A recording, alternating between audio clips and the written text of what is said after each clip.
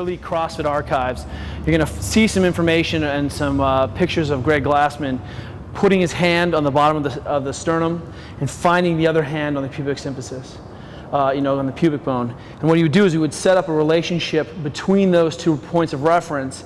And he did this a lot on the glute hand machine when we're doing sit-ups, and we want to see is, are we maintaining a neutral spine as we move, or are we dipping and moving one direction?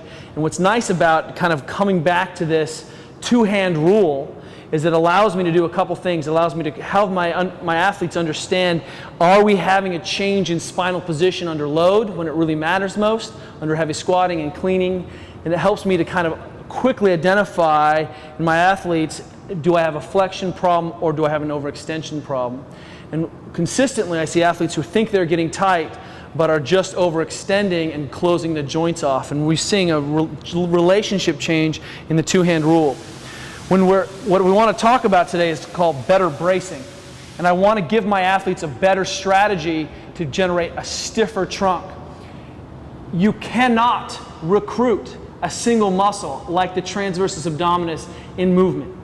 Your brain is wired for movements, it's not wired for musculature. So turning on your glute medius is as silly as trying to fire a VMO. It doesn't work. What we can do is bias your positioning to try to have a certain muscular outcome, but that's really about having a movement outcome.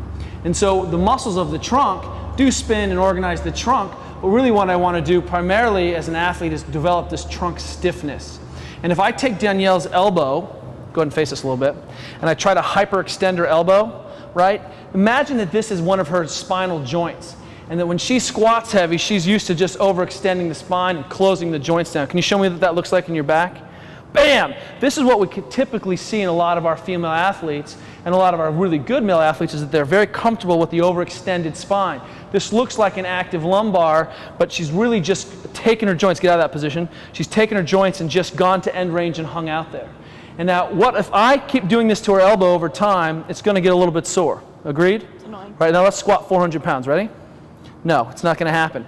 Well, but if I say, hey, make your elbow stiff for me. Stiff. Now I can apply a lot of pressure to that joint, and I'm not going to overextend the joint and rely on the joint position, the joint stability, to create the kind of the stable spine. What we want to try to do is do the same thing. If I create enough muscular tension, then the joint itself isn't going to go to end range. Go to end range for me. That's not my end range position. I'm going to be able to brace off the trunk stiffness of the spine. So if we take the 2-hand rule for me, 2-hand rule, there she is. She makes 2 planes. Go ahead and stick your hands out like this, Dee. Good. Now, very first thing I do, she knows how to do this. She takes a big breath. She gets really, really tight. Now I say extend as hard as you can. Extend as hard as you can. And what did you see? She was able to bias this position. Now she's taking her spine closer to end range, but now she's resisting her own abdominals. Relax. When we see athletes say they get tight and the very first thing they do is change that relationship, they've gone back to, I'm not really bracing against my own muscle like the arm rule, right? They get tight, tight, tight, and then they release, and then try to get tight again, tight again. You can't get tight again. She had to get back into a neutral position. Conversely, or additionally, what I'll say is that when I see an athlete overextend for me, now tighten up in that overextended position. It's never going to be the same quality contraction of stiffening the trunk musculature she does neutral and then biases that position under peak trunk tension. If Danielle gets under load, go ahead and get under load, coach. Don't turn anything on for me. Walk back for me. She's already under load and in some other biased position, and if I ask her to get tight now, get tight, like, it's going to be much more difficult for her to get organized. And most of the time what we see is we unrack the bar and then overextend for me. That's what we see. And now her spine is not in a strong position and she doesn't have her abdominal musculature to resist against. Rack the bar. When we see athletes go into the deadlift setup for me, so stand back up. The same thing is true. At the top of the movement, I'd like to have my athletes try to get organized at the top. So they're tight. She doesn't have to hold her breath yet because she may have to be able to achieve that bottom position, but I get her braced in this nice neutral position where her hips aren't pulling her into a bad position, where she's not prone to overextend. Now I bias her into her deadlift position, right? And you'll notice how much spinal control she had. This becomes a rigid lever, foam roller. And what I'm essentially trying to do with Danielle's spine is create a big lever arm. And so what I want to do is let her generate a big fulcrum off this very rigid spine. What I don't want to do is go and overextend for me, is have her broken and looking for tension by extending. So stand back up. So we're going to do a bad one here for you.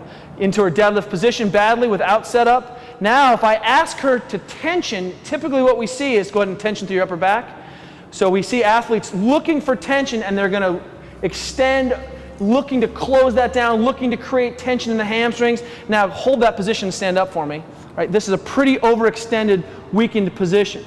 Rib cage is flying. She can't even recruit her abdominals because she's in a bad position.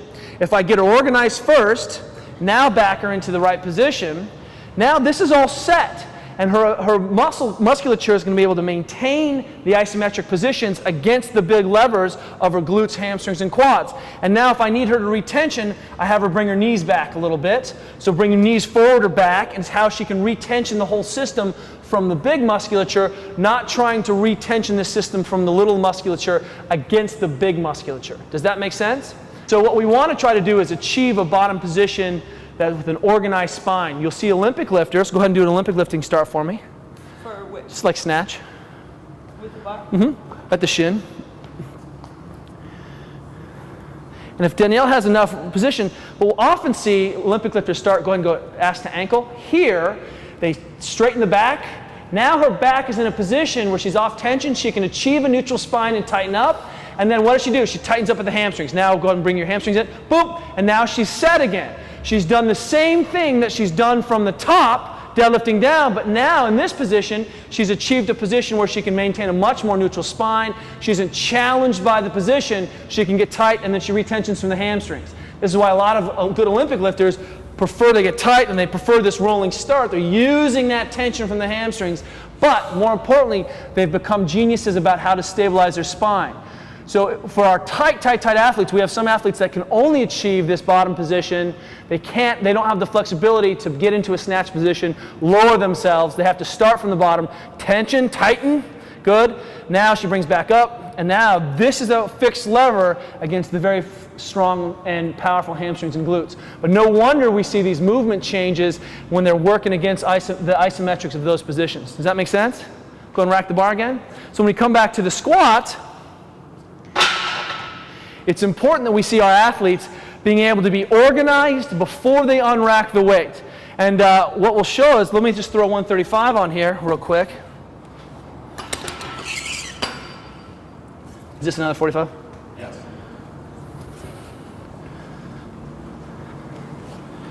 Two different kinds of weights. Can you handle that? Okay. So we throw Danielle underneath the bar, old school Danielle. Show me that. Okay, so she's gonna unrack the weight, now walks back, and I'm like, okay, go ahead and get tight, Danielle, and try to get tight for me. And she's gonna struggle and never achieve the same kind of level of organization that she does if she does prior to the bar. So rack the bar for me. What I'd like to see happen is I'd like to see Danielle get her abs organized, get her trunk stiff, and you say I see abs, what I mean is everything, right? She's gonna get tight, and she's gonna unrack the bar in a tight position. Do that for me. So she's tight before, she's in a much more neutral position, she gets tight, she can unrack the bar. Now she's set, and she's gonna be a lot more stable athlete. Then she can brace against that if she needs to change her position, right? But now she's much better set up to be able to squat. Does that make sense? Once you've taken 300 or 400 pounds off the rack, go ahead and rack again, you will never be able to reclaim your position. This is why the guys at Westside like the big machine that holds the weight and just moves it out, because they get tight and set, they unrack, and then the thing moves out. Because we don't use these things, it's really important that when we're organized and walking the weight out, it's like that is the movement that we're trying to bias. It's not, hey, I racked the weight out, it's cool, okay, now I'm gonna get my tightest self. Right now I'm just in a crappy position, and no wonder. Does that make sense? An overturned pelvis looking for that stability doesn't allow me to brace against my abs effectively. And when I see athletes dropping or extending, overextending, and it's okay to bias extension, don't get me wrong, I'm not in this dog turd neutral position, I'm still moving towards extension, but I'm against my abs. There's an old anecdotal story that the highest abdominal tension recordings ever are in the deadlift. What's going on there? As the person deadlifts, they're really having to resist that violation of the two-hand rule. Abs are contracting to maintain that relationship of the spine so it can become a lever, not so that it gets peeled apart from the back. Does that make sense? Now, all of this hoopla about what it looks like and sucking your it's all dog turd crap.